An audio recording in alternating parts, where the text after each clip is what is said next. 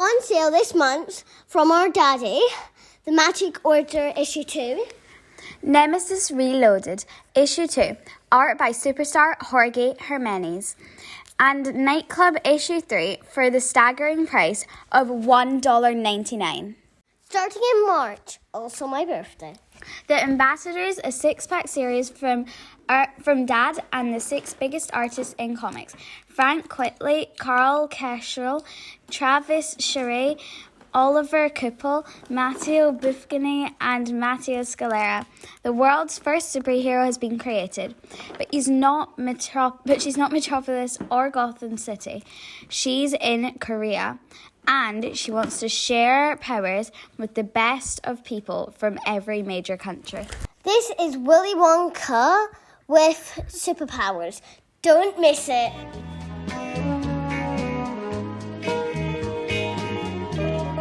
Hi there, how you doing? Hey, Marco, how are you?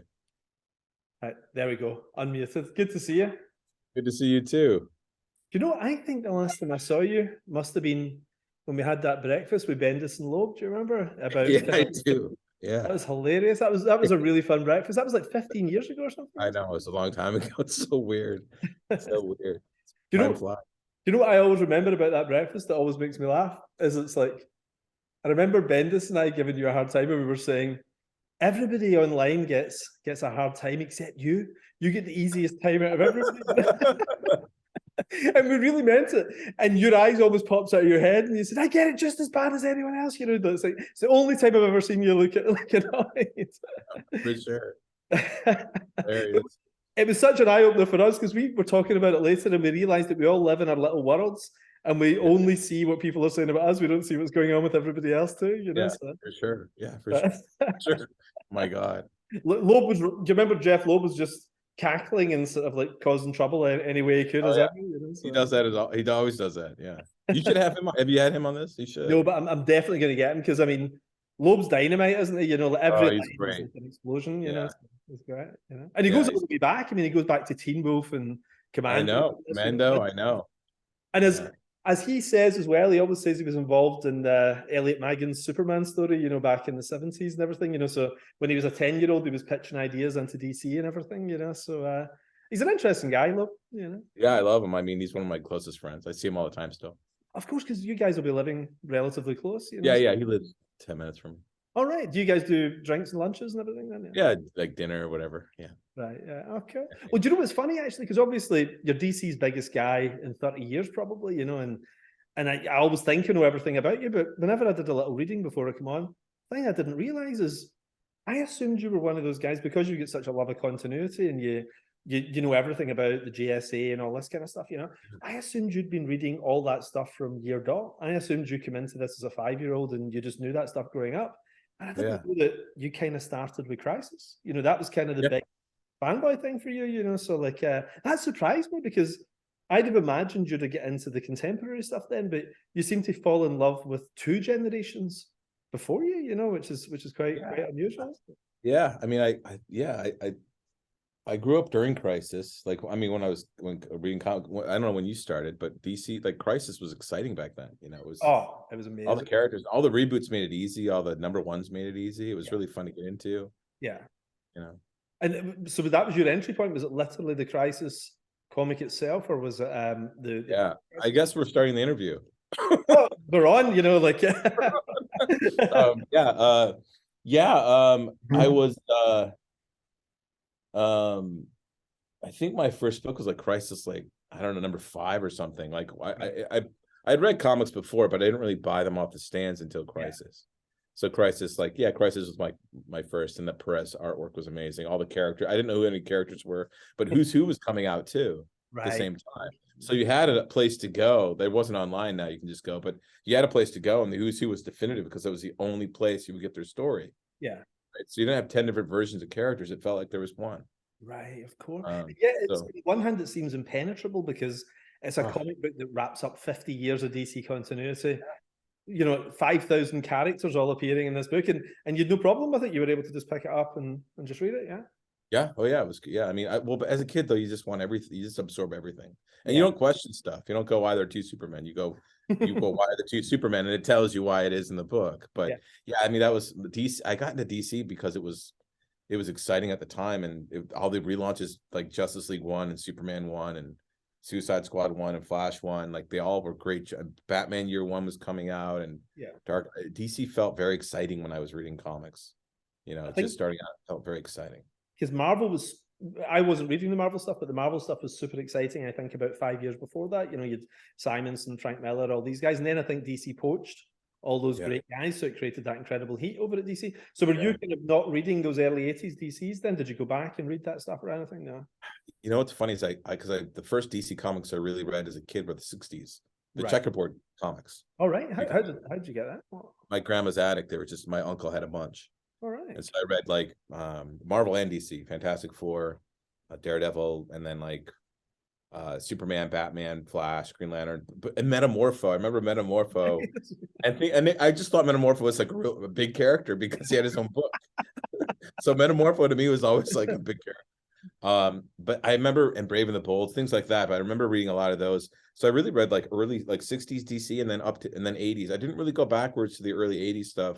I just moved forward mostly, and then I would go back and read like Jack Kirby's Demon or Mr. Miracle, things like books that I like, runs that I heard about. The Teen Titans, I went back and read that, but I didn't really go back and read a lot of early 80s DC. It was mostly mid 80s and then forward. I guess it's how we are with movies and TV too, isn't it? You know, that you go back and check out the classics with movies. You know, if you're not there at the time as these things are coming out, you only go back and check out the classics. Nobody's going back and looking at the rubbish. You know. Yeah. I mean, and back then you would just go and collect the storylines, and there weren't trades. You know. Yeah. They were expensive, I guess, to go back because there was no trades. You know, so you pay 5 times for an old comic, where you pay for a new comic. Well, back then, you that's why they were worth something. You wanted to buy Jew's contract to read it. Yeah. Like it's expensive to read that book, right? Yeah. But you didn't necessarily like collect. Like now, it feels like collecting's like first appearances, right? Yeah. It's all about first appearances. And the thing is, you're so associated with that old stuff, you know, which, like I say, you didn't grow up with. But when did you fall in love with that? Because Roy Thomas, I got it when Roy Thomas was into that stuff in the 80s. Yeah. I got it. He was born in the 30s, right? So he grew up. That was his childhood, you know. But what was the thing then that, because you're so associated with it, you know, what was the thing that switched you onto that, you know, the really old stuff? I mean, really, it was just an interest in DC, like seeing Crisis. You'd see like some of the JSA characters. I remember Jay Garrick thinking he was cool. Yeah. Dr. Midnight and Hour Man. I always wondered why there wasn't a Silver Age Dr. Midnight, and Hour Man. Yeah. But I really got into it. Like I had a couple scattered issues of Infinity Inc. and All-Star Squadron, but it wasn't really until later, like I just liked the JSA. They were hard to find. Like they didn't do stories about them. Yeah. And then I'd follow them like through Zero Hour when they trashed them, which I didn't like. But then James Robinson's The Golden Age was really the first time I absolutely fell in love with those characters, because he took characters like Captain Triumph and Sportsmaster and made them fascinating characters. Johnny Quick was great in that. Like the JSA Golden Age was the first time I read them, and the history was used so well and it was so emotional that then that carried, you know, I followed Starman, but that was really JSA Golden Age, which is, I think, one of the most underrated stories that DC's ever published. It's great, and one of the most beautifully drawn as well. Paul Smith, amazing. Yeah. I mean, Paul Smith's a guy not enough people talk about, isn't he? I mean, he's I think because he unfortunately followed like classic runs on things like X-Men and everything, but he's one of the best, isn't he? And that book's a great book. I love it. Yeah, it's a beautiful book. But that book, that's where I fell in love with it. Then I went back and read, and there's not that many stories to read if you're like, what's the classic Alan Scott story? Like, you know, what is it? He's more like the classic character. Yeah. There's not like a classic Alan Scott story from the 40s and late and early 50s to read, or Jake Garrick. Like the classic Jake Garrick stories are like the Silver Age when he showed up in why. So it always felt like they were unexplored and untapped, and therefore more exciting to me. To me, they almost feel like, you know, like ancient icons or something like that. They feel like something that's not formed yet. You see something like Alan Scott, and the costume's weird. It's like a colorblind guy has put it together and everything, you know. And yet there's something beautiful about it. There's something so primal about it at the same time. They're also grounded. Their stories didn't really, like, you don't think of the JSA in space. You don't think of them, you know, like fighting like crazy. You think of them very grounded and like sitting around a table and it was interesting.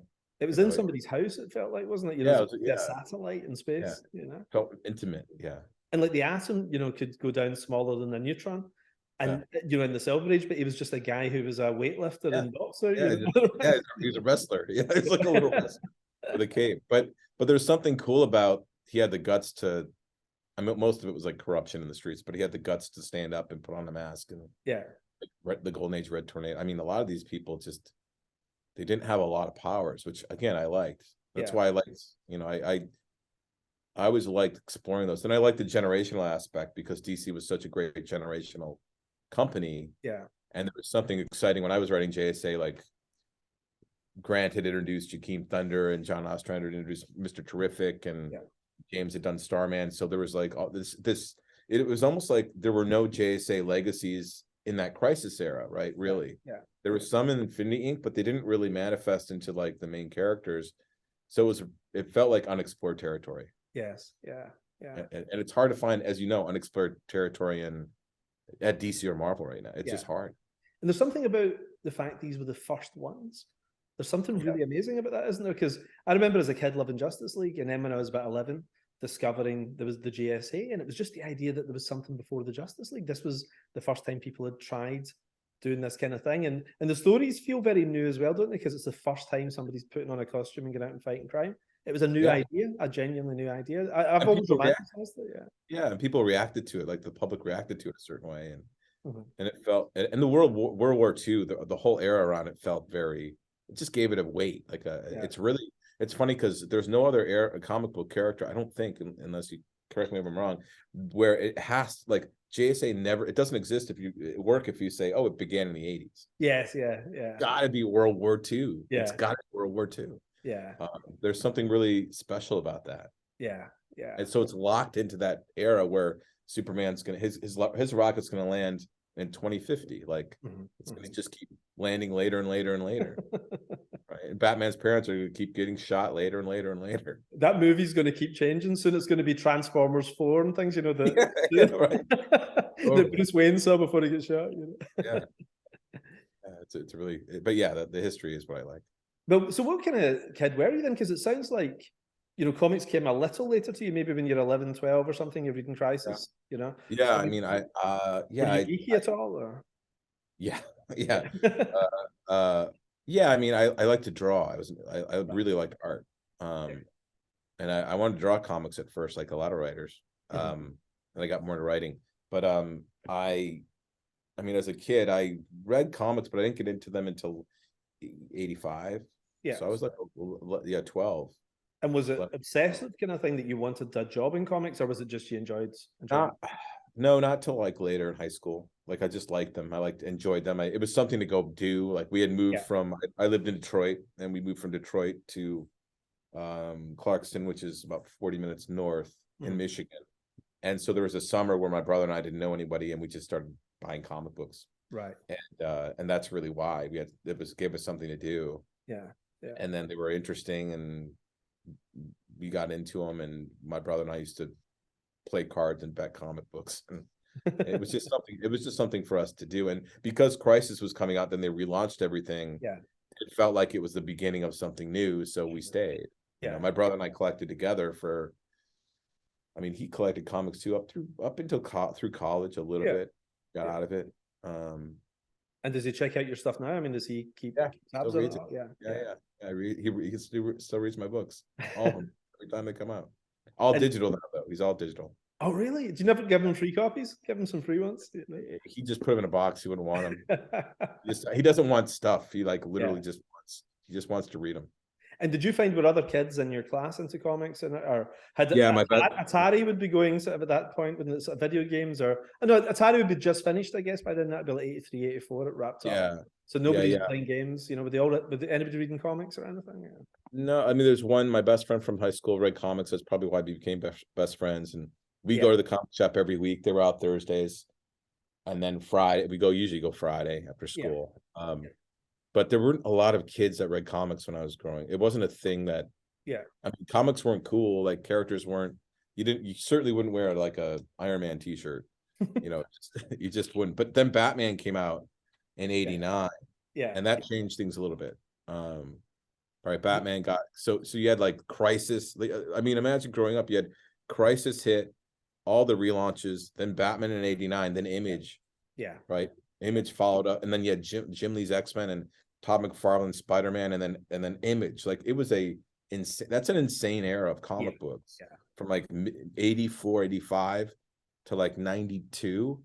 That was my prime. That was when I grew up reading comics. It was a great era. Because I think if we'd been born 5 years later or 5 years sooner, we might not get into it. You know, we were kind of at a peak time, weren't we? I know if I got into comics in like 1980, I don't know if I'd be into DC. Yeah. To be honest, or comics in general. And like 96, I remember I moved out here in 96. I stopped buying and collecting around 96, 97. Just because the books, there weren't like, there was like kind of a lull period. Yeah. Then when like Quesada and when you guys were taking Marvel to that great era, like then I started reading comics again. But you were working in the late 90s, weren't you? Because I remember you doing I remember you doing the thing with Dave Goyer, the All-Star book, you know, which was great. Yeah. It's funny because was that your first published book? Was that your first ever? Because I remember somebody showing me, it was a friend of mine who had a comic store in Glasgow, and the thing he said to me is so interesting because we knew nothing about you obviously at that point, you know, it's your first thing. One of my friends said, read this, it's like a film. And it was such a weird way of looking at it, but the storytelling was kind of different, you know, and there was guys like me and you and Garth and Warren Ellis and Grant on JLA and everything who had kind of a big epic film style, which was a little different to the way comics had been done before, which was more a traditional sequential Will Eisner kind of style, wasn't it? You know, it was a kind of a different thing. So like, I thought you and Kevin Smith, I remember being exciting because Kevin was coming in from independent cinema and doing comics when most people tried to go the other way, you know, they're trying to go from comics into movies, but you guys were coming back, which gave a weird legitimacy to comics at the time. And I remember just the big thing was because Donner's a god, Richard Donner's a god to everyone in comics.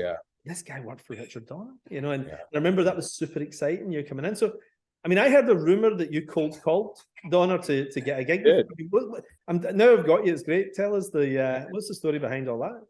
Oh, I moved out here. Superman was my favorite movie, and moved out here and just cold called his office, which is right here. And he no one wanted. I just said I'm looking for an internship. No one wanted to talk to me, and they kept transferring me to different people.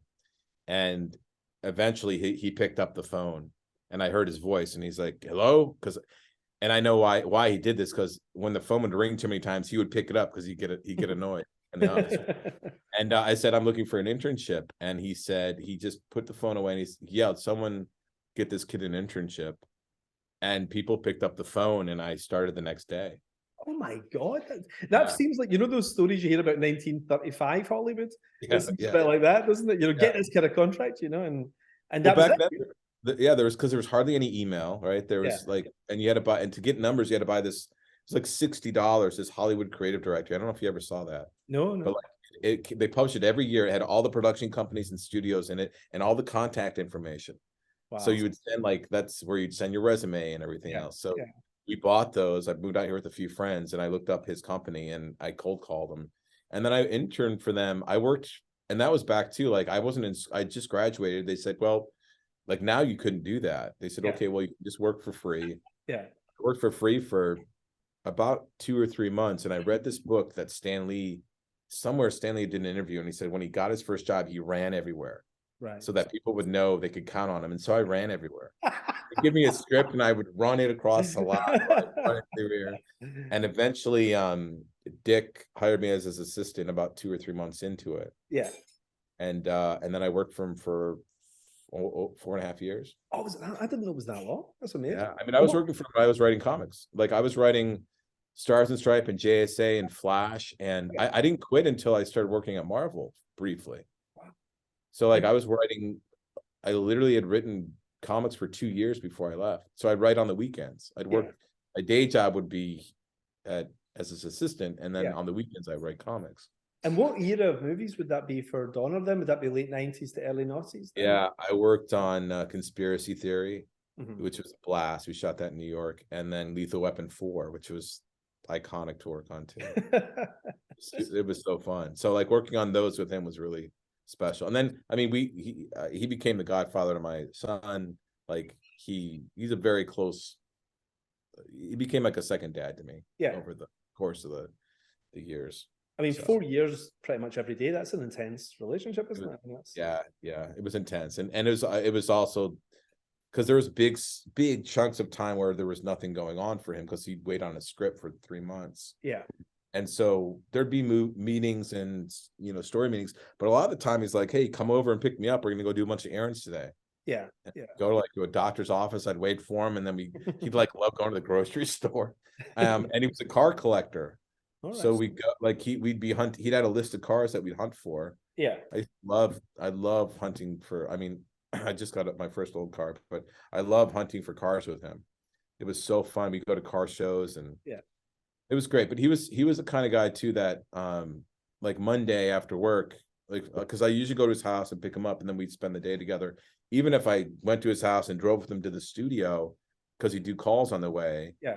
And I drive, and then we'd be here all day, and then I drive him home and get my car. And on Mondays, he'd be like, "You want to watch football?" And we just hang out and watch football. That's amazing. So that's like really, that's like a Make-A-Wish thing or something, isn't it? I mean, getting to hang out with Donna for a day. And you did it for 4.5 years. That's awesome. Yeah. I mean, there's a moment he was going to go up to Santa Barbara. He said, "I'm going to go up to Santa Barbara and have lunch with a friend. Will you take me up there?" I said, "Sure." And it was Chris Reed. And so I had lunch with him and Chris. It was amazing. I mean, the amount of people I met, the things I was exposed to. Also, like when he would in editing, he would say, "Come on." Yeah. I just sit with them in the editing room all day. Yeah. And watch them edit, or go to the mix stage and listen to the mix. And so I kind of saw every step of the process. Yeah. Every story meeting he would let me sit in on. He'd bring me to every post meeting. I was there every single day on set. It was the best education you could possibly get. I mean, that's 4 years is better than 4 years at Harvard and Yale. Oh yeah, it was amazing. Because you pick it up by osmosis, don't you? You know, Yeah. and even just how to deal with people. Like everybody liked Richard Donner. Like I've never met anyone who doesn't really like Richard Donner. Oh yeah, everybody loves him, but everybody's gonna get a bad story about somebody, haven't they? You know, but Donner, everybody just loves. You know. Yeah, Donner's he was just a great guy. Like his voice was really. Every time he'd come in the office, you'd hear him. His voice was really loud. He'd laugh really loud. Yeah. He was really generous, really kind. Yeah, I mean, he had no ego. Like he had his ego, his healthy ego, but he didn't have an ego where, like, I don't know. You could see he never fought for awards or fought for, like, he did all these classic American movies, and I don't think he was really recognized for them. Well, it's funny when I talk to director friends, the big thing they all say, once you've had a few drinks, whatever, and you're just chatting about stuff you love, everybody says, I think Donner's at least as good as Spielberg, but nobody ever says that, you know, and they don't know why, you know, because what Donner was amazing at, I think, when I look at his stuff, is taking a really complex idea and making it really accessible to a mainstream audience. Like The Omen is the Book of Revelation, right? There's nothing more obtuse than the Book of Revelation, you know, and he somehow made it a thriller your granny could watch, didn't it? Yeah, and Superman as well. He told me it'd be great because I'd sit with him in the car and ask him questions. He told me, like, when he got the first Omen script, his agent back then, Eddie Rosen, I'll never forget him. His agent way back in the day gave him the Omen script, and in the original script, there were scenes with the devil in it. No, really? And he took them all out, and he said, "I want to make this movie. It could be all a coincidence. Yeah, it could all like just be in his head, and you don't know." So he stripped out everything that was fantastic. Yeah, and redeveloped the script into what the movie became. That's amazing. I've never heard that story. Is that common knowledge? Is that known? I have no idea. That's amazing. Well, do you know, I'll tell you, one of my cousins, right, when I was at school, one of my cousins, The Omen had been on TV for the first time, and we were all about 12, and we all saw it at the same time, you know? And one of my cousins didn't pick up on the fact it was a supernatural movie, maybe because of that. He said, yeah, it's just this evil kid that makes bad stuff happen and all that. And he somehow missed the entire biblical subtext of the whole movie, you know? So I guess it could look like a serial killer thriller. I mean, there was no special effects. You know? No, there's nothing. I mean, who knows? Maybe the nanny was out of her mind, and I mean, who knows? But it was really interesting when he said that and put it in that light. And he really did that with all his movies. With Superman, he told me the original script on that too. Yeah, like he flew. I guess Superman was looking for Lex Luthor, and he flew down. There was a bald guy, and he turned around. And it was Telly Savalas in the script, and it was like guest starring. And he's like, "Who loves you, baby?" Like he literally was jokey and campy. So he brought Tom Mankiewicz on to rewrite the script completely, and he said the only thing that's special is Superman. Everything else is real. That's the genius of it, isn't it? Because it's, again, anybody can watch it then, because it's the world of Kojak. Really, it's 1970s New York you're looking at for Metropolis. So Superman seems all the more special in a realistic backdrop, doesn't it? Yeah, it's weird because he's so optimistic and kind Yeah. in this cynical world. Like Lois Lane represents that cynicism. Yeah. That like, why are you really here? And he captured that perfectly. Yeah. Yeah. And it Really is that 70s America as well, where the oil crisis, post Vietnam and everything. So Superman just shows up at the perfect time, doesn't it? Yeah, he does. Yeah. And you can't really understand why. He's just a friend to help. But it's funny. I always think there's no Superman the movie stories left because it's been examined so much. We've all looked at it so much over the years. Yeah. And you must have a million, that isn't common knowledge. Oh yeah, I mean, I have the original. I have a copy of the original script. It's like that thick. Yeah, it's huge. The Mario Puzo one, it was like 500 pages or something. Yeah, it's gigantic. Like, I mean, all the stories that he's probably told them in all the interviews now on the DVDs, like the one about getting Gene Hackman to shave his mustache. I'm sure you've heard that one. Yeah, that's a great one. That. That's a great story. Yeah, it's a great one. Yeah, I mean, a lot of the stories I think he's told at this point now. Like, it's because it's just now we've had all behind the scenes stuff. But I used to ask in the car constantly. I met the guy, what was his name? Toth. He helped design, he worked on House of Wax, and Dick recruited him to help him figure out how to make Superman fly. Right. And that was a huge deal back then. Was that Colin Chilvers? No, his name was Toth. He worked on House of Wax. Mm-hmm. Forget his first name. It's been so long. But genius guy. Yeah. It's so interesting because now you just CGI everything, but I love that DVD commentary on Superman the movie where they're talking about how Krypton's sun is just a paint pot that's been set on fire and everything, so you had to be really inventive with everything. How do you make Clark Kent run fast on a wheat field and everything, Yeah, you've heard the one about Marlon Brando and how he wanted to play Jor-El as a bag of potatoes. The green suitcase thing, yeah. He was just like, can I just be this? And then he had cue cards the whole time, and that was the most difficult thing. I don't know if I think Dick's told this story. He got the phone call for direct. He had it still written on a little piece of paper, $1 million, because they called him after The Omen. They called him to offer him the film, and they said to him, we're going to pay you $1 million to direct Superman. And he couldn't believe it. It was crazy money. And he wrote $1 million down on this piece of paper. He was on the toilet, actually. And he kept that piece of paper, and he had that framed, which was really cool. He also, when he called Tom Mankiewicz, he said, I need you to write Superman. And Tom was like, no way. Tom was like, not interested in superhero movies. No way. This story, I don't know if this story has been told. I think it probably has. But Dick, Tom came over, and Dick, before Tom got out of his car, Dick put on the Superman costume and ran outside to meet him. And Tom got out of his car and got right back into his car. And then finally they argued about it, whatever. And then they sat down and had a conversation, and Tom eventually did it. But Tom thought Dick was out of his mind to do it. He thought, why would you ever do a Superman movie? He thought it was crazy, a kid's movie. Well, it's crazy when you think about it, that it was such a despised medium, really, wasn't it? Like from 1938 until 1978, there hadn't really been a great superhero movie, a great comic book movie, really, and then you didn't get one again, really, until the Kevin Feige kind of period at Marvel. Nobody could. Well, I guess the first two Batman. Tim Burton's Batman. I think that obviously came out. I'm sure they started after Superman 1 did well. They started talking about Batman. Well, there was all those rumors for years, wasn't there? Because Michael Lewis Land got the rights, and there was all those rumors after Superman for about 10 years of a Batman movie taking shape. So you had Mel Gibson was in the frame for a while as Bruce Wayne, and Pierce Brosnan was in there. Yeah, there was all these guys around about 1984, 85, 86. Whoever was the hot guy that period was tipped as Bruce Wayne. Batman. Yeah. That's hilarious. There was rumors Donner was going to do it too. I don't know if that was true, but that was. And Tom Mankiewicz had certainly written a script. He'd written a script. He never mentioned it to me. We had the script set, because it was interesting. His office had a bunch of stuff. There's Goonies 2. There's like 2 or 3 scripts of that he developed. He was going to do another Superman with Brainiac.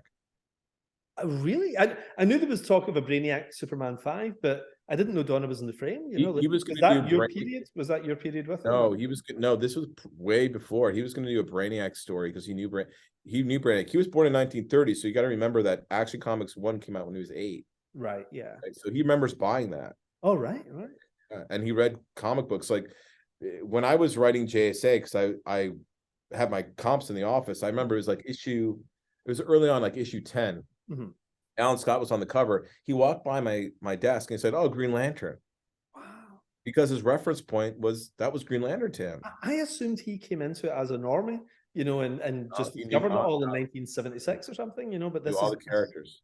well, that makes sense then, because this ties in with my theory. Like, I think if you're going to direct a superhero movie, you should have an intrinsic love of what you're doing. Like, Yeah. I think that the reason Spider-Man works is because Sam Raimi loves Steve Ditko's Spider-Man, and Bryan Yeah. Singer really enjoyed X-Men and everything. They had a connection, they had some personal connection. And so that explains it with Donner. So he has a childhood love of it. Oh, love Superman. Yeah, I mean, the reason he took it, he's like, he told Tom, he read the script. That's why I said, I've read this. They're gonna screw this up. Yeah. We can't let them screw up Superman. This is a whole new dimension. I've never heard this in all the years I've been reading. That's why he brought, I mean, one of the motivations was he loved Superman so much and he loved the Americana of it all. He said, they're gonna screw up Superman. We can't let that happen. We have to protect Superman. This makes me love him even more.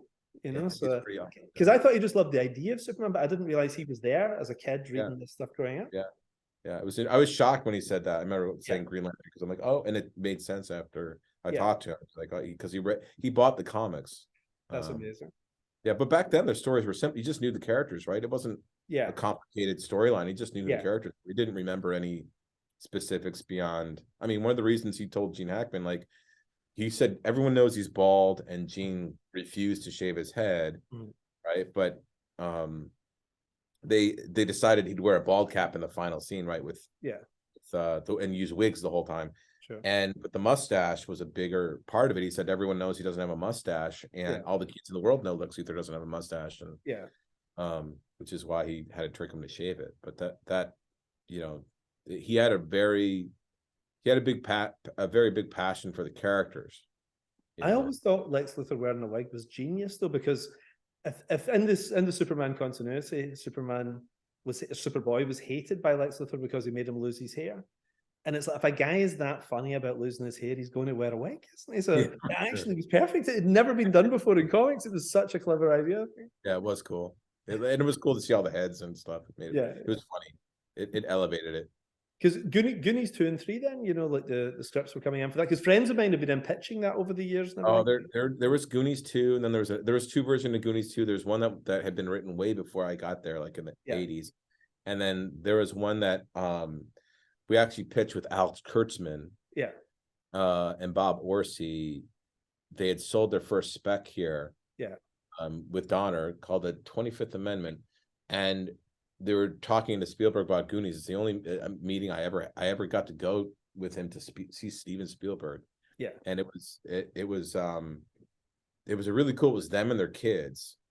And we went in over to Spielberg's office. It was Alex and Bob and Dick, myself, and we walked in this room. There's this table, and there's another door in the corner, and we sat there, and the door in the corner opened up, clearly connected to his office, and he came in, and he sat down right next to me, and it was amazing. He was super nice. Yeah. And they pitched the story, and he had I remember during the meeting, he was asking a few questions, and he mentioned some movies, like, what's that movie that blah blah blah.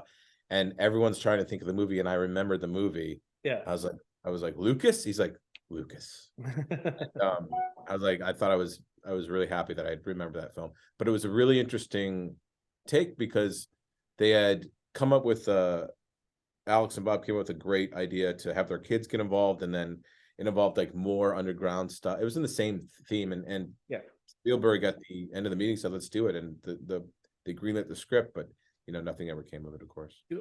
Two of my friends went in for a meeting once with they actually had the meeting with Spielberg about Goonies 2, and Spielberg said nothing through the whole pitch. And he said he wasn't unpleasant or anything, but he just sat silently and looked at them. And then he stared into space once they'd finished and didn't say anything for like a full 60 seconds. And then he just pressed a button on his desk and he said, "Get me Richard Donner. I've just met the men who are writing Goonies 2." So I think there must have been a few times this almost got off the ground, but never happened. Yeah. I wonder why, because there's nobody bigger than those two at that time, especially. It's weird that even those guys would struggle sometimes to get things going. I mean, yeah, I don't know why. It's always a challenge. I mean, I remember way back when there was, even because Dick was still interested in doing superhero stuff when I was working for him, and Yeah. it was hard to get anybody interested in any of that stuff. Yeah. Back then too. You do forget, I mean, in 78, Superman comes out, makes a fortune, and everybody then makes what they think are comic book movies. So they do Popeye, Orphan Annie, all that kind of stuff, don't they? Yeah. And then when Batman's huge, they think, oh, kids like Art Deco movies. Yeah. You know, and they give you the Shadow and Rocketeer and everything. But Yeah, it took a while before Hollywood kind of really caught up with what people wanted.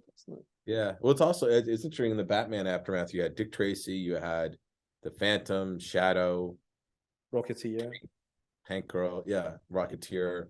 Which I like. I really loved the Rocketeer. I thought it was a great film. That aerial rescue is a great moment, isn't it? Like, I think that's the bit everybody remembers, you know. I think Joe Johnston's a very underrated director, though. I really like Johnston. He's great. Honey, I Shrunk the Kids is awesome. Really good movie. I hear they're remaking that too. We watch that all the time. That movie's on regularly here with the kids in the house, you know. So that's cool. That's really cool. But it's funny, like my only experience with Donner ever was one meeting, and he couldn't have been nicer. He was just everything you wanted Richard Donner to be, and we had a little lunch. We were there for 2 hours, and I think I reference it about once a week when I'm talking to people, because he gave me so many amazing little nuggets of knowledge and everything, you know. But what I really loved is I told him that my oldest kid at the time had seen Superman for the first time. She'd never watched it before, and about 6 months before I showed her the movie. And you know the bit where Lois falls whenever they're flying and Superman catches her when they're in the clouds? Yeah. My kid jumped out of her seat, knelt down in front of the TV and screamed. Like, I'd seen it a million times, but she hadn't, and she thought Lois was for it. You know, she thought she was going to die. So I remember telling Donner this, and he sent her a little gift once we got back home. Oh, that's so and, nice. And he sent her a signed one sheet, you know, an original one sheet signed, and to her, which she still has up on her wall, you know. Oh, so that's awesome. Totally that's really sweet guy, you know. Yeah, that's I cool. always with David Boyle. Sorry, what's that? When are you going to do Superman, by the way? Well, do you know, I'm under contract where I have to do a certain amount of stuff, you know, like, because I'm in-house, I'm on staff at Netflix. But I'm definitely going to get a little carve out at the end of next year. And I've talked to the DC guys. I'm going to do like a 6-issue thing, get somebody great, and to draw it like Olivia Coipel or Pepe Larraz or somebody, just a pal. Because, you know, it's that itch I've always wanted to scratch. You know? Yeah. It's great. I mean, I love it. It's my favorite thing ever. So yeah, you did Superman Adventures, didn't you, for a while? Yes, Red Sun, Superman Adventures, really, you know, but I've actually never done an in-continuity sort of thing myself, you know, just did a 6-issue run on Action Comics or something, which would be amazing to do, you know. I'd have to make it really good, because I'd be so annoyed with myself if I'd waited all this time, and it, you know, so it was weird. I was in Dubai last year, and I was in a swimming pool, and I was just, you know, the sort of stupid things when you're swimming you think about, and an entire Superman story, beginning, middle, and end, came to me, and I jumped out the pool and scribbled it all down. I sat for like an hour writing everything down. So I've got it on standby, you know, when I can, I'm gonna write this thing. Well, good. Look forward to that. But it's funny, another guy who's a missing piece of that Hollywood to comics thing is David Goyer, who I love, you know, and I know he was part of your kind of scene as well, wasn't he? Like, I think of you and James Robinson and Dave Goyer also. Are you guys friendly in real life? Yeah, absolutely. Yeah. I just saw James Friday, actually. David. I mean, they brought me on, so I met with them. I was doing Stars and Stripe. I met James. I met James at a show when I was 19 in Michigan. Right. And we just suddenly became friends, and we were pen pals. So like, I'd write him because back then there wasn't really email. I'd write him letters, right, and let me email. And then when I moved out here, we get together. He was really the one that, when I pitched Stars and Stripe, he really helped champion that book, because he made a phone call to Mike Carlin and said, "Hey, you should check this out. I think this kid's got some talent." Yeah. And James is really the one that helped get me into comics. Right. And Carlin then it was a mini series and made it a monthly. And then when I was writing that book, James and David, who I'd not met David, were writing JSA. Right. With Starman. And I had lunch with them before Stars and Stripe even came out. I had lunch with them, and they said, "Hey, we want to use her name was Star Spangled Kid back then, but Stargirl and JSA." Yeah. I said, "Great." So I told them a little bit about her, and she became a member of the team when they launched the book. Mm-hmm. And then James left the book, like, he actually left really early, like issue 3 or 4. Mm-hmm. So David asked me to come on and write it with them. I barely knew him then. And I rewrote issue 4 with him, though I didn't get a credit. And then I worked on issue 6 on, and David and I worked on that book together for 2 years, and he went, I forget what he went and did a movie for a year, then he came back for a bit. Yeah. But we worked on that. That was a really fun book to work on with him. Yeah. I learned a ton working with him, writing with him. Yeah. Because he was so James and David both taught me a lot about writing. And Jeff Loeb had these really interesting, like 3 or 4, like just things to think about. But just watching David work and how he got into character, and then watching James, how he got new emotion. That's really where I learned a lot of writing. Yeah. Yeah. Like I was lucky to co-write with David and James early on in my career. Yes. And Jeff too, because I would learn from them. Yeah. Well, nobody starts good. You have to have people around you, and it's funny, comics gets little clusters, doesn't it? People come up in little gangs like that. Kind of like the movie guys in the 70s, those movie brats as well, isn't it? You have a gang come up in, Yeah. It's like you and Bendis and the crew over at Marvel, and that was at DC, it was Rucka, myself, Grant came in, Judd. Like it was fun watching that generation. Ed Brubaker. It was fun watching like everybody kind of come up. The early 2000s was an exciting time for comics. It was a really exciting time, but comics tends to do that, doesn't it? There's little waves every 10, 20 years. Yeah. Where there's a little guy. It's never one guy. There's always a little gang. Yeah. Yes. You're never coming and buy the store for one guy every month. You have to be picking up 5 or 6 titles, don't you? Yeah, for sure. But Goyer, I always think, is the great unsung hero of that period, because I think Kevin Feige brought a huge amount to the table with everything he was doing.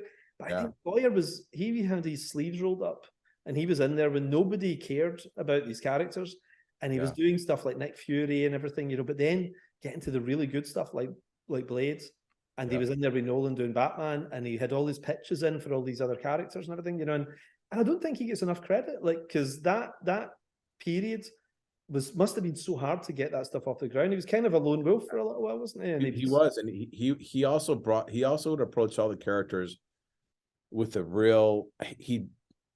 like a lens of reality on them. He'd really get into the intricate. I remember like an example in comics was the new Dr. Midnight brought in, and he was talking about all the medical like advancements, like protein foam for gash, all these things that he was equipping them with.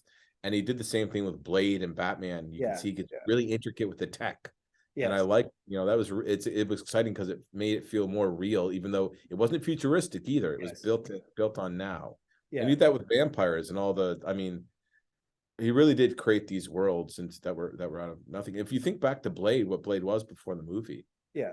I mean, it's a whole, and Batman with what he did with Batman.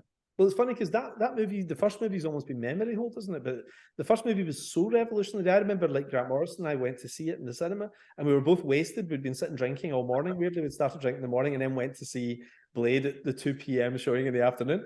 And we kept turning around to each other and saying, "Can you believe how good this is?" Because we'd been so used to like really bad comic book movies for the better part of a decade. I was there for Steel. I was there for Superman 4. I was there for everything. And Blade was a proper movie, and it didn't feel like a comic movie. It felt like a normie movie that people probably didn't even realize was a comic book. So we kind of got in under the radar, didn't we? Because a lot of people talk about Bryan Singer's X-Men, but I think the revolutionary movie was Blade, probably, wasn't it? Blade did kick off, and it's like Iron Man. I mean, Blade kicked off that. It took a character that felt so obscure. Yeah, it made a great movie. It's like Men in Black. Men in Black was a comic book, which people don't know. Yeah, it's great. It's kind of crazy how some of these the best movies come from the most obscure comics. Yes. Yeah. And sometimes the most famous comics don't necessarily make great movies as well. Yeah. No, a lot don't. But so then you're working at DC.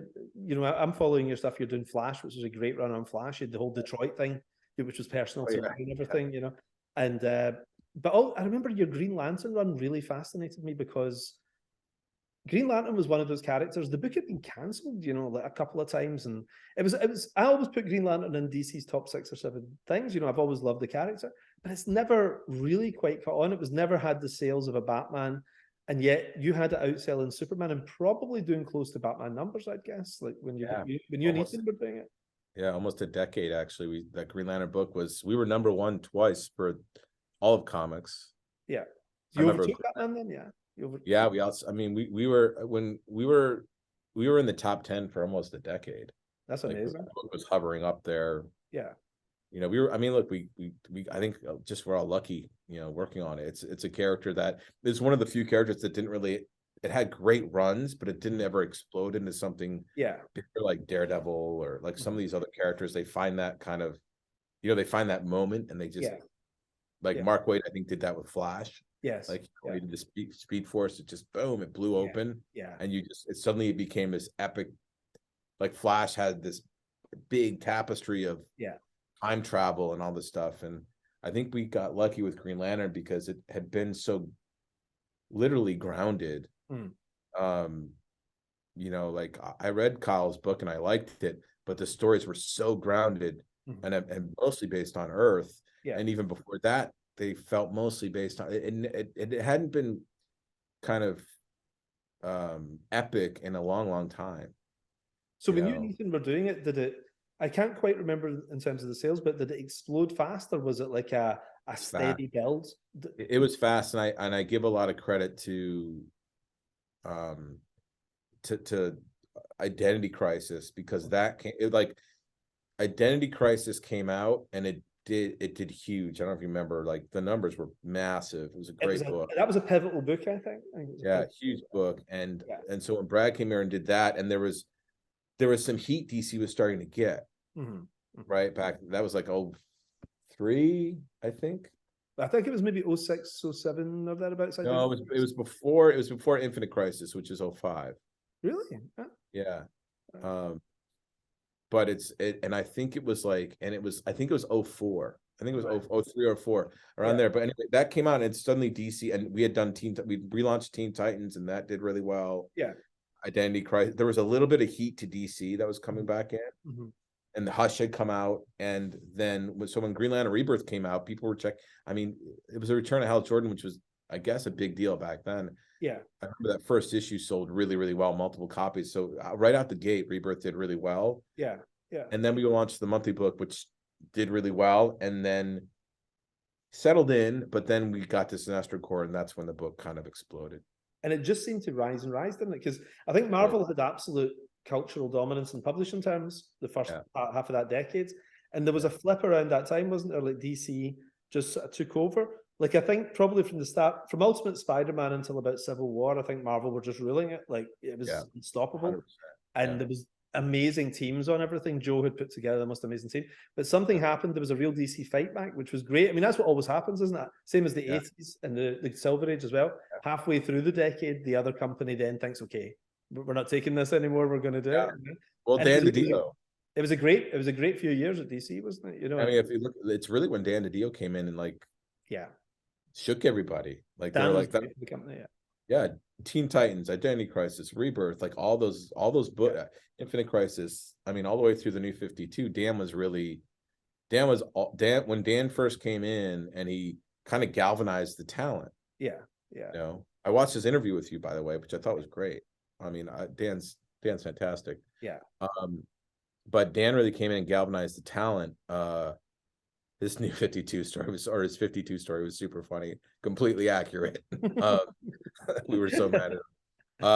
But he really galvanized the talent, brought them all in. He started summits. Like there were no summits before that. Like there were no summits before that. I was just writing books, and there was not a lot of coordination. And then Dan came in and he started to have summits and coordinate the stuff. And he'd also a lot, like he wasn't so hands-on. He would I remember he'd be like, you and Greg figure it out. Right. He would let us go, you and Brad talk. Like he would let us go just work and then come back and say, well, this is what we think. And they give us thoughts and feedbacks, but it was not so controlled. Like the communication was really open. I mean, that was what strangled DC the decade before, because it was very top-down, story-driven, wasn't it? And everything felt very samey and not that great, you know, generally.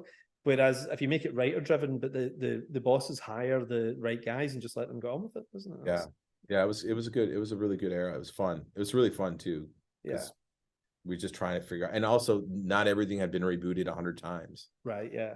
Like there wasn't 100 Superman 1s and 100. You know, it felt, and probably because I'm just getting old, but it felt like the story still really mattered. Yeah. You know, like when Hal Jordan came back, it was like, wait, what? You can't do that. You know, and then even when Bucky came back, it was still like Winter Soldier. It was like, oh my God, this is a huge deal. Now, now everybody's back, so it's hard to, like, when they die, they come back. It's hard to even, like, Alfred was dead for a while and then he's back. Like, it's hard to really get. I think he's still dead. I don't even know, but it's hard to get any permanence, like a feeling of permanence, you know. Yeah. I think we were lucky. I think we were in at a great time, you know. And I know you were at Marvel for a little while, but I never knew the story. Even though I was in Marvel, I never heard, you know, when you arrived and when you left. Did DC just make you a better offer, or did Marvel just not feel the right fit for you at the time, or what happened with that Avengers? Well, kind of both. I mean, I love Tom Brevoort. He's an amazing editor. Yeah. They had offered me. I worked on a Morlock's book with, like, Sean Martinborough, which I really loved. It was super fun. And Scott Collins and I did a Thing miniseries when we were doing The Flash. Yeah. Which I remember DC was not happy about because Scott got off Flash for like an issue or two to do it. Yeah. Because we were so ahead at one point. Yeah. We had like 8 issues in the can at one point. Yeah. So we went and did that to do something. And then Tom offered me Avengers after the JSA stuff. And I got on that with Kieran Dwyer and then Olivier. Right. And I loved working with him. It was awesome. The best. He was the best. We did this story called Red Zone. I love Red Skull. I love Black Panther. So I brought them in, and I really had a great time on that book. The first issue I wrote, I had a phone call with Bill Jemas and Tom Brevoort, and Bill said, I have notes. And I said, okay. He said, cut the issue in half. Right. I said, really? He said, cut the issue in half. He goes, don't change the story. Just cut it in half, spread it out. It's moving too fast. And that was kind of people would think comics decompressed. Remember, they would move so slow. It was like nothing would happen. But, so I did, and it worked out fine. And I liked working on Avengers a lot. And we were doing 2 issues a month. Like, it was a lot of work. Yeah. And my heart was with DC, and DC made me an offer. Like, it was when Dan came on board, made me an offer. That was, I could focus on my work there. Yeah. And also I'd gone freelance at that point because I had left Honors. And so to have like a state, like, know what my income is for the next 3 years and have a place I loved working. Yeah. It just made sense. Like, there was a moment I almost went back to Marvel in 2000, right before Blackest Night. I met with Joe. Yeah. And I said, I'm interested in the characters, but I got to see Blackest Night through. Like, I've got to do Blackest Night. I got to finish my Green Lantern story. I think Blackest Night could be something really cool. Like, and that was before it was announced or anything. But yeah, I left because the offer was too good, and I really liked what I was doing at DC. It was really fun. Personality really counts for things in ways maybe readers don't expect sometimes too. So I was never a Marvel guy. I was always a DC guy, but I gelled very well with Joe and Bill and everybody, and didn't click with the DC guys maybe before Dan did. Yeah. And it's funny, it really counts though, doesn't it? Either you feel intrinsically correct about a place or you don't you? Either suits you or it doesn't. And everybody's different, aren't they? Yeah. It felt very comfortable. Yeah. And Dan, I had a conversation with Dan just saying, well, this is what I'd like to do. And it was, it just was a good fit. Yeah, like, it was really good. I mean, it worked really well, So we're pretty well.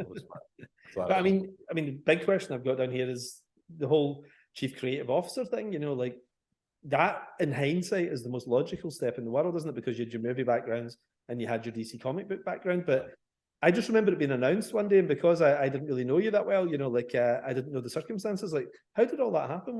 How did you go from writing the books? Because they used to keep the comic people very distinct from the Hollywood people, didn't they? But then there was this. Well, I was writing like a Smallville freelance. I was writing the video game with Jim. Yeah. Jim, the DC MMO, like, Bible, and I was writing an outline for a Flash movie. Right. For Warner Brothers. And had you been commissioned to do that? Yeah, being commissioned to do it. It was like there was a little group. Warner's hired Grant, me, and Marv Wolfman. All right. How to come in and do some scripts, right? Or do some treatments. Just here's some ideas from stories that you could do on the characters. Yeah. I forget exactly how it's been a while how it worked out, but I was doing all this stuff separately. so TV was separate, games Mhm. and they came to me, Diane Nelson came to me and said, hey, you're doing all this stuff for us already. Why don't you come and work for the studio? Yeah. And you can help us kind of keep doing this, but on a bigger scale. Yeah. Because all the departments were separate back then. Yeah. You know, there was like the game department and the TV department, they were all separate. Mhm. And so I thought it would be, you know, it was a consulting gig, really. Yeah. I thought it would be kind of a consulting gig. And then I remember there was a big, huge conversation about writing, because like I'm like, I'm a writer. I need to keep writing, because that's what my job is always going to be writing. Yeah. I'm not going to be a part of a company forever. Yeah. And so but they offered me it, and after, you know, some negotiations and stuff, I took it. It was really fun. It was really exciting in the beginning. And how did because your day Jim change? were publishers. So how did your day change from what you were doing? Oh my God. Changed completely. Well, at first it was like, I come in here from, like, you know, you go to this like a regular job, you got to be there by 9, and there were a lot of meetings, which I remember, lots of meetings. A lot of meetings. And so it changed dramatically, just because you're in an office, like with people, and then you had meetings scheduled, and, you know, and they're all over the place, from a meeting on a movie to a meeting on like consumer products. Like I remember having a 2-day summit with Mattel, Right. Talking about DC superhero girls, Right. like what that was going to be. And it was, I liked it because I love all the characters. I'm like, oh, what are the stories and characters? And you'd work with the animators, and it was just having a lot of creative summits. Yeah. And then the other side, it was the corporate work, which wasn't my favorite. You know, the politics, the corporate nature of it, of like trying to explain why you should make an Aquaman movie. I couldn't get, like, this is why Aquaman's cool. Like, so I wrote the book. Like, I'll write the comic book. And how did you adapt to it? You know, did you learn to navigate the politics, or or was it something you always found difficult? I learned to navigate it. You just kind of learn. Like, someone said to me, you know, a lot of the corporate work is compromise. Yeah. You know, you have to compromise in corporation. The thing I really loved about it, though, was the structure. I did like the structure. Love the people. Yes. I still have great friends in all the departments, and I absolutely love the different, like, you'd have a meeting about, you know, you'd learn about like a corporate, you know, business plan, which was very foreign to me, to going into a meeting about consumer products, just about apparel, or to a meeting about a TV show. Hey, like, you know, this is what this season of this show is going to be, and like, what should we do? Like, that was really fun, because it made the day it was never boring. It's really interesting. Yeah. You know, that was fun. What was the first DC movie then on your slate? What was the first one you were sitting at a meeting in? Well, I mean, really, we, like, back then, early on, they were coming out. I think it was, God, what was the very first one? It might have been one of the Nolan Batmans that came out. I mean, but we didn't have much to do with those early on. You know, one of the Batmans, Green Lantern. Yeah. That came out early on, like 2 years into the run. Were you in the initial meetings of Green Lantern? Like, no, I came in later. I came in later on that movie. Because that was 2011, wasn't it? I think the movie. 11. Yeah, so they must have started. When I started, they were shooting. Right. Yeah, they were just starting to shoot. So you were involved in those very early Green Lantern meetings where they were talking about directors and all that kind of stuff then? No, they were Martin Campbell was already on board and everything else. It's funny, isn't it? Because, like, Green Lantern should have been a slam dunk in terms of a mainstream movie, isn't it? You know, because totally, Star Wars with superheroes, I mean, it doesn't get much more commercial than that, isn't it? And Martin Campbell is actually a brilliant director. I mean, I've been a fan of him since I was a kid. He did a lot of TV stuff in the UK, like Edge of Darkness and everything. That's, you know, all massive. He's great director, great guy. Great. But it was just one of those things, unfortunately, that it didn't coalesce, didn't it? Like, I think it probably wasn't his natural strength to be doing that kind of thing, you know. But I think you could have an amazing Green Lantern movie now that people have sort of figured this stuff out. You know? I agree. I think if you can have a great Guardians of the Galaxy movie, you can have a great Green Lantern movie. Yeah, for sure. And you know what? They're going to get, like, at some point, Green Lantern is going to be up on a big screen in a big way. Yeah, you know, someday. It's just too big of a property not to be. Because there's rumors of a TV show. I mean, somebody said to me. Oh, yeah, there's there's a lot of stuff going on. I mean, look, TV, high-end TV, yeah, too. Yeah. But they'll be up on the screen soon enough, I'm sure. There's nothing official yet then? No, is it sort of early days? Yeah. It's at HBO Max right now, that show. Right. Cool. And so the first one's Nolan Batman, all that kind of stuff. And yeah, and then like I think what other movies came out? Like Losers came out. But again, back then it was really like DC was so young, we really just read the scripts and gave notes, and they took them, didn't. Right. It was more of a consulting thing in the beginning. And it's funny because I always felt at Marvel there was, I don't know, it was almost like a Cold War between the East Coast and the West Coast. You know, these guys, they were not on the same page a lot of the time. Do you feel DC sounds like it's a little bit more symbiotic, though? It sounds like the publishing, especially once you guys moved out west. When we moved out west, one company. It was. I mean, there was a lot of culture shock, I think, for people. There's culture shock for me being in a corporation. Yeah. It was a lot of difficulty moving people because some people couldn't move. Like that was a bummer. It was a lot of change during that time. Yeah. I remember, like, you know, there was for a while I don't even know how, I think it was like almost a year before they moved out. Dan DiDio moved out, and Jim was moving up from San Diego. Like there was a lot of coordinate, and Zooms weren't a thing. Yes, yeah. Like, the Zooms weren't a thing back then. Hard to believe, yeah. Hard to believe, yeah. So the meetings were like you'd have to fly everywhere. We go to New York all the time for meetings. Yeah. Like I don't think you would do that now. I think you would have. I just think you'd be Zooming. But it was better to go because then you'd have dinner. You'd kind of talk. We'd figure things out. You know, I was still writing like 4 books a month. Yeah. It was a lot of work. I can only do 2 books a month, even when I'm full-time comics, you know? Like, I don't know how you do it. How long does it take you to write a script? I mean... Depends, like usually a week. Right. But I'm not writing 12 hours a day. Yeah. But depends, like I've written comics in a day when I have the story, but that's really rare. Usually it takes me an average of about 3 days. Yeah. You know, but that's if that's all I'm doing. It's funny, people assume that the ones that are good are the ones you spend 2 weeks on, and the ones that are bad are the ones you've written in 3 hours. But it's always the other way around, isn't it? Yeah, for sure. Yeah, some of the best comics I've written in a day and a half, 2 days. And sometimes when it takes a long time, it's because the story's not working. I've thrown out, I don't know if you've ever done it. I've thrown out, like, I think in my life, I've thrown out 2 or 3 scripts. Yeah. Where I've written the script and I've just complete the whole issue I've thrown away. Right. There's usually something you'll save for later or whatever, though, isn't there? No, I'll just throw it out.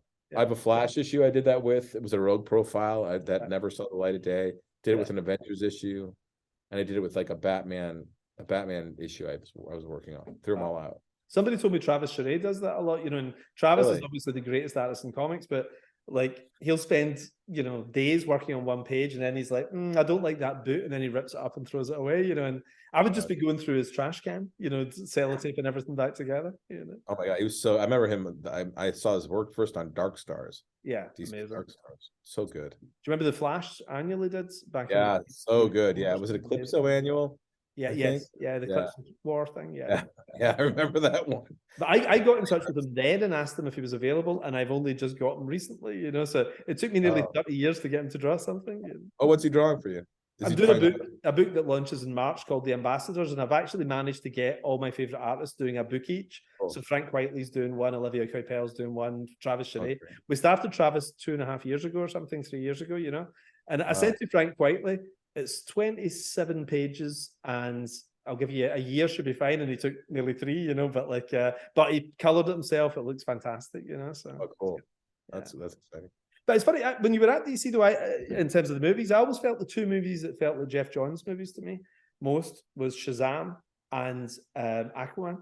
They just felt like that was it, you know. Like, did you feel that yourself? You know, did that? They felt more like you than the Zack Snyder movies and everything. You know? For sure. I mean, Shazam. I mean, it's based, like, if you read Gary and I's book, it's really it's almost adapted directly from it. Sure. Yeah. That was another case too where they weren't interested in the character, so I was like, well, I'll write the book and see if I can. Modernize them, because they just weren't. They didn't love the character. But yeah, Shazam is probably my favorite of the films. It's a great movie. I love it. Yeah. You know, I love Shazam. Sandberg's a good director as well. Yeah, so good. He's so good. So funny. Zach's great. But that's my favorite. And Aquaman too. I worked on the story with James Wan. That was really based off some of my 52 work. Yes. And it was a clean, come bombastic, over the top superhero film. Yeah. But yeah, those two, I really love the first Wonder Woman too. And they felt, what I always thought was the craziest strategy. Somebody said to me, well, because Marvel's going all ages, family friendly and everything, DC has to be the opposite of this. And I always thought that was crazy. I knew that wouldn't be you, but that was like a thing people used to say. And I always think the success of the Batman movies kind of hamstrung some of those other DC movies, because they were like shoehorning those into the Batman kind of frame, weren't they? Which was nuts. But I think that feels like it's moved away from big time now, which is great. Yeah. I mean, the thing about DC characters, I mean, it's like Donner Superman. Yeah. You know, but like there's such different tonalities. Yes. Have the dark Swamp Thing in Batman. You can have the kind of larger than life Aquaman. You can have the bright, optimistic Superman. Mm-hmm. You know, they're all so different. You can have kind of more the cynical Dark Watchmen. Like they all fit their different tonalities. It's when you have somebody at the top trying to say they all have to be in this tone. Yeah. That's just not what DC is. That's never been what DC is, because DC's been a collection of different companies and voices, and it's never been like Stan Lee. I literally think the media's mirrored the comic books. If you look at the comic books, Stan Lee had this vision, and now Kevin has this vision. Yes. Yeah. Very similar, right? In that sense, they have one continuity. There's one Iron Man. There's one this. In DC, it started as a lot of different companies coming together, or different voices coming together. The comics have been rebooted a lot of different times. There's different versions of all these characters, and the media, it's the same way. There's different versions of all these things. It's really interesting. DC is more fractured creatively than Marvel in that sense. I hadn't actually thought about that. Even right down to editorial, there would be fiefdoms, wasn't there? So a Batman comic, with Neil Adams was nothing like the Curse One Superman. It's the same way the studio has been built too. Is that it's like you have the TV department, you have the film department, you have the game department. They're all separate, you know. Whereas Marvel was streamlined, like Kevin streamlined it eventually, and now Gunn and Peter have just streamlined it, which is gonna help quite a bit, I think. I do think that Marvel being so interconnected and streamlined, though, is starting to work against it. Like it feels like I've checked out quite a few of those movies, and now I'm not sure where to come back in. It's like, when you stop reading comics for a little while. So I'm not quite ready for Marvel again, because it's maybe been 2 or 3 years since I've looked at it. I've missed all the TV shows and everything. Whereas DC, what I think is quite good is it's quite accessible for people, isn't it? Because you can get away with just watching the Batman movies or whatever. I think there's a long-term strength in that, isn't there? Having your little individual franchises. Yeah, and I remember early on, the characters were just separate. Like when there was Green Lantern movie, the Flash, all the movies that were being developed were being developed separately. Yeah. So you didn't have, there was no continuity to adhere to. Which is a good thing, because I love Jaws and I love The Godfather, but I don't need to see Vito Corleone on a boat. It's like that'd be great. That does sound pretty good. That does sound pretty good. Yeah. Now you need to see that. It's interesting because like my son was playing with like I don't know, it was like Star Wars figures and Batman like at the same Lego figures at the same time, mixing them, and he's got no concept of universe crossovering, and it feels like we're about to enter especially with the last Spider-Man movie, which I thought was brilliant, and the upcoming Flash film, you're about to enter, and all the multiverse stuff Marvel's doing in DC, you're kind of entering this big giant, like the multiverse is going to be, these different versions of characters are going to be all over our screens. Do you never get mad when you see your kids making continuity mistakes like that, though? I'm like, no. I feel I have to stop them, like, hang on a minute. My son's into Star Wars big. I know Star Wars, but not as well as he does. But no, it's interesting what they gravitate towards. And I know you were big time in the DC TV shows as well, which I really liked. I didn't see all of them, but what I saw I loved, and I thought the casting was so brilliant on those shows, especially like television in particular. Like casting is so critical, isn't it? Because you need to want to see that person every week. Like the Flash, Supergirl were so brilliantly cast. I think. Great costume. Stargirl, I haven't told you this, but my kids are obsessed with Stargirl. Like I would say it was the first superhero live action thing they got into. And I think it might have been in lockdown when season 1 was on. And season 2 was the second season of something they couldn't wait for. They were really excited about it, and they were talking about it. And they got to know GSA continuity, because it was really weird. I saw them playing and they were talking about Dr. Midnight, and I was like, how the hell do you guys know about this? You know? And they got me into the show. They said, come down and watch it with us and everything. And it was great. So I wanted to pass that on. The kids loved it. The character of Courtney and everything was such a cracking new character, you know. I liked it. Yeah, great. Yeah, she's a very fun character. That was the best job I've ever had, running that show. I moved to Atlanta half the year to run that show. Right. And that was like, and doing JSA, talk about JSA going back to the beginning. Talk about like diving into the JSA. Like nobody cared about those characters, so we could pretty much do whatever we wanted. Yes. Yeah. And also it was such a, for me, like I really enjoyed being part of DC, but it was such a nice creative recharge to dive in and run a TV show after that, and spend every second on that show and one thing. And just like and be in the editing room and have that one thing to make great. Instead of worrying about 100 things. It was, as a creative person, it was so rewarding, because the show is, whether people like it or not, like that's the show I wanted to make. The tone of it, the stories, the casting, like that was and Rich DeLeo, who cast Shazam, cast a really good show. Great, yeah. It felt very you though, you know, which I thought was good, because you know, most live action, most adaptation is a compromise, and it felt like the least compromising. It felt like this is kind of what you wrote down, and it just appeared. Is that how it was? Yeah. That was exactly. I mean, I had a lot of great partners, like James Robinson. I brought on season 1. He came in like in the writer's room and never been on a show before, and he, by the end of the first season, he was my number 2. He was so great. Yeah, he's really so good in the room. So great on set, so great with the production, like, and he's, you know, he's got so much experience. So it was really, the show was not a compromise. The only compromise was money. Yeah, that was the compromise, because we only had so much money to spend. Our first season, they give you a budget. The second season, as you know, they cut it down a little bit. And so, like, and people's rates go up. So the only thing we ever compromised with was money, and we figured out kind of how to.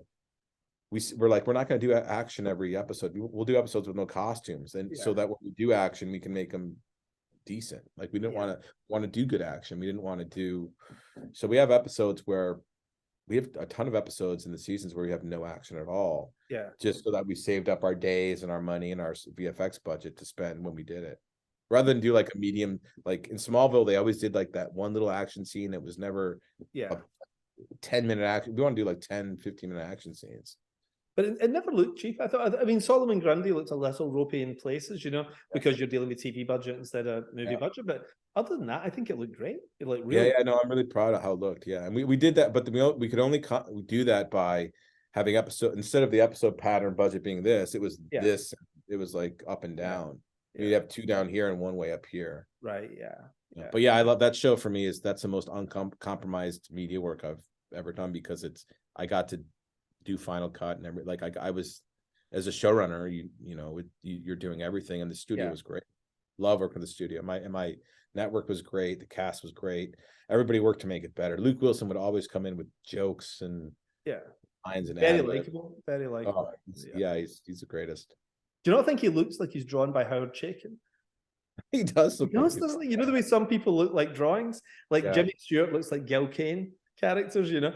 I think he looks like a Chaykin drawing. You know? Yeah, he really does. But you know, you're back doing some comic stuff and everything as well. What I love is, like, you just come back into comics now and then, and you do something that sells like insane numbers. You know, like it's immediately back and it's huge. You know, like 3 Jokers or whatever. You know, how you find it? Do you think comics feels different now from when you were doing comics more regularly, like more full time as you dip in, or does it? It does. I mean, 3 Jokers. Jason Fabach and I are working on something right now. It's a create our own book that we're really excited about. We're going to bank those issues so when we release it comes out on time.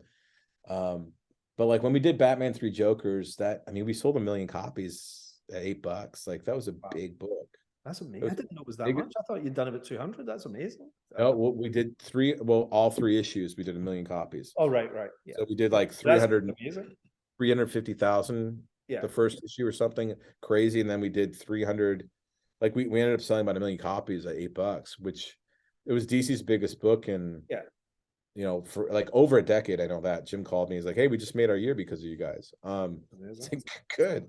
Time to do 4 Jokers. Do 4 Jokers. Yeah, right. Well, we had a sequel, but it's not 4 Jokers. We had a sequel that was really cool that we might do someday, but we opted to do the creator own book instead. But I stopped doing regular comics kind of 2016 with Rebirth. Like I did the Rebirth one shot and then took a break, and helped launch that initiative. And then I didn't come back to monthly books. I mean, I just started doing some books again, but yeah, it's changed a lot. The pandemic changed it, right? That's what changed it for me more than anything else. Also, the New 52 changed it a little bit because the continuity broke. Then it got kind of put back together, but it's still kind of wet concrete. It still feels like you're book by book in a way.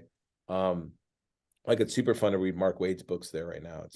He's doing a great job. World's Finest is terrific. Oh my god, it's so good. And Laura is great as well too. They're a really good team, aren't they? Yeah, really good. But it's different only in the sense like with the pandemic, there's so much more pirating right now. Like there's a website that has any comic, like the moment that this is published, like it's online. The moment a DC Books JSA is online that day, I think a lot of people read their comics right I love that site. I'm on it all the time. I know the one. Yeah, but if I look on there, the comics come out and there's like 50 comments on it already. It's crazy. I know. It's great. There's more feedback on that than anywhere. It's crazy. And that just shows me that piracy is really, like I mentioned earlier, that those comics, like you just contract be expensive because you want to read the story because you couldn't anywhere else. And now comics are expensive because they're collectible, they're special cover or their first appearance. Yeah. Like, it's piracy I don't know how you solve it. I don't know what you do. I think there's more to it than that though too. Yeah, because people are still buying paper manga comics, like, I mean, I saw the most amazing thing pre-pandemic. There's a comic store in London, Forbidden Planet. I'm sure you've been in it before. It's the greatest comic store in the world. I love it. And I remember pre-pandemic, it was just part of my routine when I was in London. I'd go for a couple of drinks in the pub around the corner. I'd go down with a pal and we'd go downstairs and we'd look at all the American comics, And then I remember post-pandemic, there was no American comics. They were over in a little sort of corner and it was 80% manga books. In terms of monthlies, there was I think about 3 small walls of American comics. That was Marvel, DC, and Image, whereas it used to be the entire bottom floor. And every bookshop I go into, I see the same thing. It's nearly all manga and everything. So people are picking up graphic novels more than they've ever in my lifetime. I mean, it's crazy. All the kids in my daughter's class are all reading books, but it's all manga. So there is something. There has been a cultural shift, isn't there? There's something different that's happening in the same way that from Silver Age DC into the Alan Moore and Frank Miller kind of stuff. Something's happened again, isn't it? There is a shift into something different, I think. Yeah, and there's also, I mean, Dan used to always talk about it, like there's so much stuff on TV and film that you go to, like that. What's the real continuity now? Yeah. Like, where do you really get your stories? And you can, and it's not like when Batman '89 came out, you'd have to go to the theater to see it again, or be on TV, or you rent it. But now, like you have everything at your disposal every second of the day. So you can read every comic, you can watch every film, watch every TV show. I don't know, like it's interesting because I still have this Earth 2 comics here in LA, and comics still sell. People still buy them, but independent comics definitely have gone way up. Like people are really interested in new stories. Nightclub's done very well for us, by the way. Good to hear. Thank you. I should say to everyone, this is the store you co-own, isn't it? It's your own Earth 2 comics, And but I feel like a lot of indie and new stories are doing stories are doing really well. New characters, for us.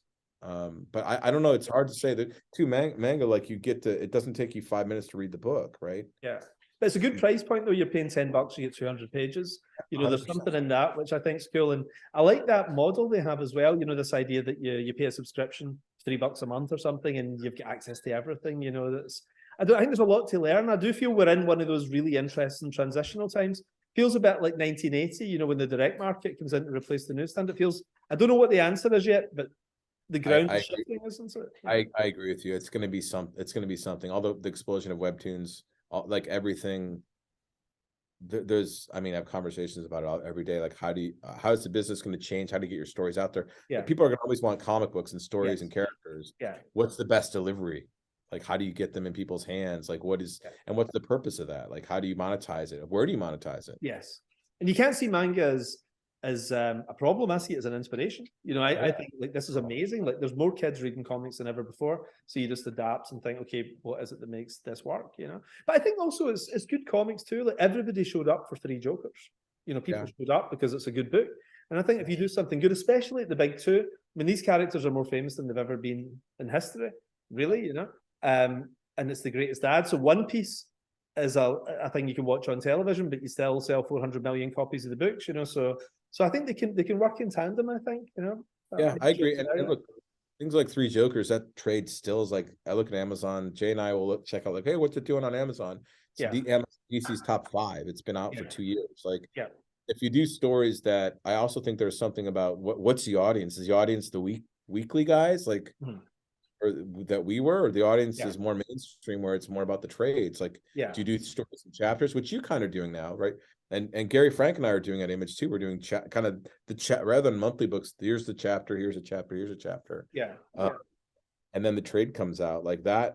That seems to be, it's also a way to keep the quality high. Yes. Yeah. But Jason and I could never do a Batman Joker story monthly. Like, it'd be impossible. And there's no fill-in issues or anything this way as well. It's great. Yeah. I mean, I remember on Batman 3 Jokers, they want to do all these covers, and Jay was really, he felt a lot of ownership over the story because it was so personal, and ended up like, look, if you're gonna do alternate covers, Jay's got to draw them. Yeah. So he drew every alternate cover. Yeah. And it worked out great. But like, we're the same way on, you know, the books we're doing. Is like, you want to keep that quality just like you do. Keep your quality really high, and if it's 6 issues, it's 6 issues. That's interesting. So, I mean, in terms of more comic stuff coming up, what else you got planned? I know you create your own books. Yeah, Brian Hitch and I are working on something right now. You guys have been talking about this for years. Are you finally getting together? Yeah, it's really fun.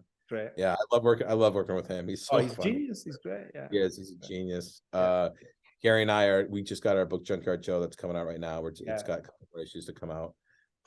We really love that book. It's part of our Geiger line, and then we've got another project after that for Image. And Jay and I been working on a book for a while. We're trying to get all 12 issues done before we solicit it. But it's a beautiful book. It's more sci-fi, which I like. And Gary and I are doing kind of this, we call it the unnamed, and Brian Hitch is doing one of them too, where it's like these American heroes that you never knew their stories, kind of like Paul Bunyan and John Henry, but like, you know, from different time periods. And Brian and I are doing one called Redcoat during the Revolutionary War. And Gary and I are doing Junkyard Joe, which spins out of Vietnam. And then we've got some other ones planned that they all kind of connect in the same timeline. But they're more genre heroes than straight up superheroes. Sure. And then DC, I'm writing JSA and a couple other things I can't talk about. And Marvel, are you thinking about Marvel at any point? Are you gonna? Yeah, I mean, at some point, when the timing's right, I'd love to do something for them again. Yeah, I love the Hulk. Like, I love the Hulk so much. And I have a Hulk story I'd love to tell. Like, you have that Superman story, I have that Hulk story. You know, it's all written down. I've got it. It's just a matter of like when, because I'm still doing TV and film stuff too. That takes up most of my time. There is something exciting, though, isn't there, about somebody who's associated with one company very heavily going and working at another company? I mean, I talk about this all the time, but I mean, I think if everybody swapped for 2 years and went to the other company, it'd be so fascinating, wouldn't it? It'd be great, yeah. That would be great. Imagine Frank Whiteley doing Spider-Man and everything. That'd be so cool. Yeah, I'd love that. That'd be super fun. Something to see.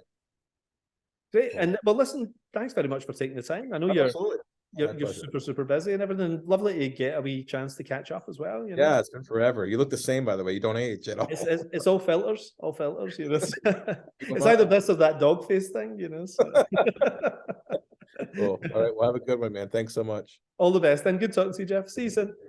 Bye then. Hey folks, hope you enjoyed the interview. Just to remind you, that's Nightclub issue 3, Magic Order issue 2, and Nemesis Reloaded issue 2, all on sale in February. Look forward to catching you next week. All the best then.